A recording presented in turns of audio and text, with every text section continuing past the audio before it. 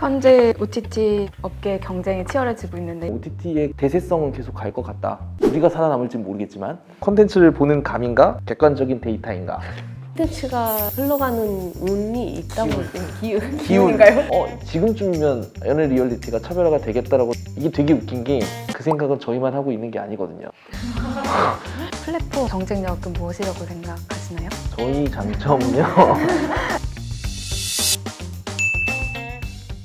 티빙에서 컨텐츠를 담당하고 있는 양시곤이라고 합니다. 왓챠 콘텐츠 사업팀 전혜린이라고 합니다. 웨이브에서 글로벌 비즈니스 팀을 담당하고 있는 한승희입니다. 어떠세요, 소감이? 처음 뵙진 않고 얘기는 많이 들었었던 것 같고 모였으니까 되게 신기하고 어색하네요. 구독하고 계신가요? 네. 네, 전부 구독을 하고 있습니다. 그게 밥벌이니까요. 왓챠는 덕후, 뎁스 있고 매니아들을 조금 대상으로도 예전에 많이 했었고 웨이브 같은 경우에는 지상파라는 게 이제 지워지진 않아서 그렇게 컨텐츠적으로 조금 인지가 되는. 왓챠 같은 경우에는 되게 다양한 취향을 잘 공략하셨다는 그런 느낌이 있었고요. 티빙 같은 경우에는 언제나 뭐 트렌디한 느낌이 있어서 저희가 없는 타겟층을 가지고 계신 느낌? 저희도 없는 타겟층이 있으세요. 회사가 스타트업이다 보니까 두 분이 가지고 계신 콘텐츠 파이프라인이 굉장히 부럽고요. 꾸준히 공급되는 작품들이 있으니까 티빙에서는 이제 오리지널 예능이라든지 드라마, 여성향 드라마들을 좀 많이 보고 있고 웨이브에서는 HBO 작품들 즐겨보고 있습니다. 제가 담당하고 있는 영역은 해외 콘텐츠 수급과 국내외 영화 수급 그리고 해외 세일즈를 같이 담당을 하고 있습니다. 해외 콘텐츠 수급은 HBO 드라마 같이 여러 나라의 콘텐츠들을 론칭하는 일을 하고 있고요. 영화 같은 경우에는 최근에 아카데미 7관왕을 한 에브리싱 에브리 올 던스 독점으로 공개를 한 바가 있고 이제 약한 영웅 클래스 1이나 아니면 피해 게임 2 같은 것들 대상으로 해외 판매하는 일을 하고 있고요. 콘텐츠 사업팀에서는 왓챠에서 공개되는 모든 작품들을 소싱하고 그러니까 라이선싱하고 관리하는 업무를 한다고 생각해 주시면 되는데 작품 리서치부터 시작해서 리뷰하고 계약 협상하고 계약서 리뷰하고 소재 전달받고 로컬라이제이션으로 마케팅 컨펌, 어셋 승인받고 이런 일련의 과정들을 전부 다 한다고 생각해 주시면 돼요. 신작 같은 경우는 뭐 자막 제작이라든지 영상물 등급위원회 심의 진행도 하고 있고 그러니까 전체판권을 다 가지고 온 경우에는 극장 개봉이라든지 부가 유통 그리고 방영권 판매 같은 업무도 진행하고 있고 왓챠 오리지널의 해외 세일즈도 저희 팀에서 담당하고 있습니다. 저희도 이제 수급팀이라고 안 부르고 라이센스팀, 오리지널팀 두 개의 팀이 있고 라이센스팀은 판권을 사고 서비스를 준비하고 그리고 오리지널 관련돼 있는 세일즈 기획하고 오리지널팀은 저희 이제 티빙 오리지널들 제작 기획 그리고 관리, 최종 납품까지 위에서 저는 얹어져서 호의호식하고 있습니다. 현재 OTT 업계 경쟁이 치열해지고 있는데 이걸 몸소 느끼시는지. 제목이 너무 세요.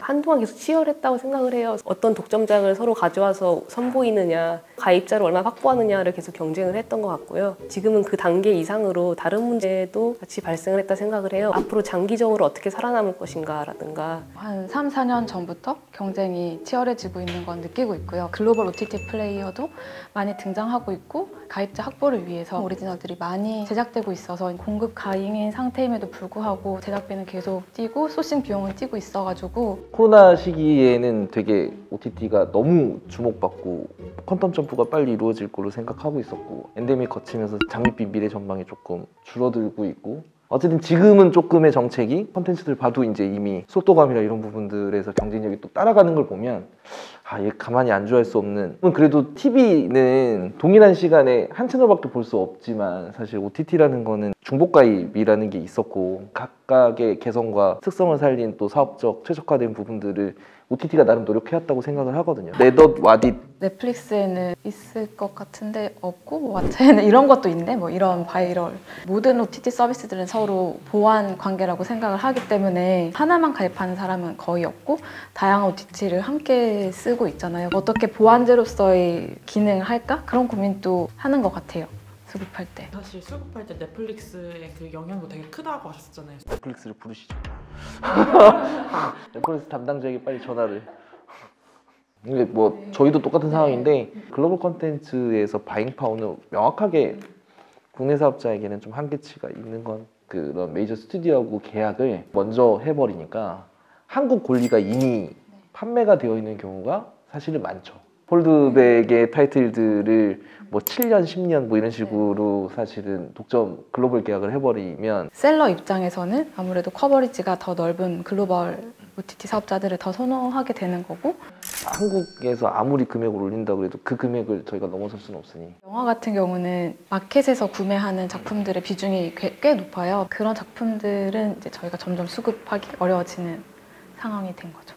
저희가 최근에 신규 가입자를 가장 단기간에 세게 유입된 콘텐츠는 피해 게임 시즌2예요. 컨셉이 좀 파격적이고 퀄리티도 좋고 거기 출연진분들도 인기가 많으셔가지고 저희 쪽에서 효과가 좋다고 보고 있고요. 과거작 중에 반응이 좋았던 거는 약한 영웅이 저희 쪽에 가입자 많이 들어왔습니다. 학폭의 이슈가 좀 터졌을 때 같이 간 콘텐츠고요. 저희는 좀 취향이 굉장히 세분화되어 있어가지고 확 튀는 경우가 티빙이나 웨이브보다는 좀 덜할 것 같긴 한데, 조조소라는 작품이라든지 시멘틱 에러가 신규 입자 견인하는데 좀 큰 역할을 한 것 같고, 기존에 IP가 있었던 작품을 저희가 발굴해서 확장한 경우인데, 기존의 왓챠 유저 그룹이랑은 좀 다른 유튜브향 콘텐츠를 좋아하시는 분들을 많이 유입시킨 것으로 저희는 평가하고 있어요. 티빙. 갑자기 목이 메이는데 저희는 뭐 하도 말을 많이 했던 술꾼 도시여자들이 있었고, 그리고 환승연애가 있었고, 잘된 타이틀들 계속 시즌을 가면서 결과적으로도 신규 유입도 많이 됐고, 순도녀하고 환승연애는 좀 압도적인 지금까지도 기록은 가지고 있습니다. 서비스라는 그 기간 동안 굉장히 풍족해진다고 좀 저희가 길게 하기도 하고, 환승연애 때는 좀 많이 달랐던 것 같아요. 시즌 1보다도 2가 훨씬 좋았고, 기억을 떠올려 보시면 3년 전에 연애물이 없었어요. 한동안 연애 리얼리티가 좀 안 나오던 시기여서 지금쯤이면 연애 리얼리티가 차별화가 되겠다라고. 이게 되게 웃긴 게 그 생각은 저희만 하고 있는 게 아니거든요. 그 해에 계속 연애물들이 나오기 시작하면서 같이 성공을 했었고, OTT 플랫폼이라 꼭 잘 되는 건 아닌 것 같아요. 환승연애를 할 때 비슷한 컨셉의 카카오TV 오리지널이 먼저 나왔었어요. 저희 아차 싶었거든요. 시간이나 시기적으로 이런 걸 되게 치열하게 고민을 많이 하고 있다. 각 플랫폼의 경쟁력은 무엇이라고 생각하시나요? 한국은 아무래도 로컬 콘텐츠의 이용률이 높기 때문에 안정적으로 지상파 드라마를 공급받을 수 있다는 것이, 지금 갖고 있는 콘텐츠 라이브러리가 굉장히 많고 풍부하기 때문에 잘 살릴 수 있으면 장점이 될 수 있을 것 같습니다. 저희 장점은요. CJ라는 회사, 그리고 CJ ENM이라는 회사, 그리고 JTBC라는 회사를 같이 또 시작을 했다 보니 기본적인 리니어 컨텐츠들에 대한 안정성도 좀 바탕이 되는 것 같고, 사실 여자 젊은 세대가 좀 많이 좋아하는 플랫폼이라고 얘기를 하고 있고, 젊은 여성분들이 아무래도 미디어 컨텐츠 소비량은 많다 보니까 그 부분은 더 도드라지게 보이고 있지 않나? 왓챠 PDR라는 서비스로 처음에는 영화에 대한 평점을 매기는 이제 서비스였었어요. 콘텐츠에 정말 진심인 능동적인 유저들이 많은 편인 것 같아요. 각 마니아 그룹이 어떤 것들을 원하는지를 좀 더 빠르게 캐치하려고 많이 노력을 했었던 것 같고, 영화 마니아들은 영화에 대해서 감상평을 나누기를 원하는 경향이 있는데, 파악을 해서 왓챠 파티라는 제품팀이랑 엮어서 이런 기능을 런칭하고, 영화 평론가라든지 아니면 번역가 분들을 모시고 와서 같이 영화를 보는 마케팅적인 프로모션도 진행을 하고 있고요. 각 마니아 그룹의 니즈에 맞춰서 콘텐츠를 확보하고 서비스하려고 노력을 하는 게 저희의 강점인 것 같습니다. 소비자의 니즈, 바로 서비스에 발현하고 빨리 적용할 수 있는 부분들은 진짜 왓챠가 가장 빠르고, 자꾸 좀 빠른 조직이라서 그게 가능한 것 같아요. 까면서 자기가 읽어야 되는 거죠. 되게 레트로스러운 OTT 시멘틱 에러, OTT 업계 사람들의 커리어, 이런 걸 셀렉하는 사람들의 커리어들이 다 특이할 거다라는 예상에서 주신 것 같아서. 증권사에서 RA 일을 하고 있다가 새로운 직장을 찾는 과정에서 푹이라는 POQ라는 플랫폼에 입사를 했는데 웨이브로 바뀌고 지금까지 왔습니다. 제일 특이할 것 같은데, 저도 전공은 국제관계학이랑 경제학 전공을 하고 국책연구소에서 경제 정책 연구를 했었어요. 대내외적으로 좀 인터랙션이 많은 일을 하고 싶다, 콘텐츠 관련된 업무를 하면 재밌겠다는 생각이 막연히 들었고, 왓챠를 발견하게 됐고 2017년에 조인하게 되었습니다. 제가 분발을 해야겠는데 오히려 좀 더 노말해서 독특하게 신박과를 나오고, 원래 OCN 채널에 입사를 해서 영화 채널에서 편성 PD를 하다가 여러 가지 업무를 수행시키는 게 그때는 인사 트렌드여서 케이블 채널들 그 디지털 쪽에 판매 세일즈를 좀 하게 됐고, 티빙 처음에 이제 분할법인하고 이제 플랫폼을 넘어오다 보니까 컨텐츠 자체에 대한 기본적인 재무적 메커니즘이라든가 제작의 기본적인 커뮤니케이션도 듣게고, 많이 본 경험도 축적이 됐고, 오리지널 제작 기획을 하고 있습니다. 누군가 짜준 그림 안에서 놀고 있는 듯한 느낌을 지울 수는 없지만 감사하고 있습니다. 알찬데 쓸쓸한 답변을. 지극히 회사원이에요. 이게 신규 컨텐츠를 뭐 수급하는데 어떻게 측정하냐라고 하면 가입자를 락인하는 것이 하나의 주요 과제잖아요. 컨텐츠냐 서비스냐라고 생각을 한다면 우선은 컨텐츠지 않을까. OTT 출입한 앞으로 OTT 시장 방향성.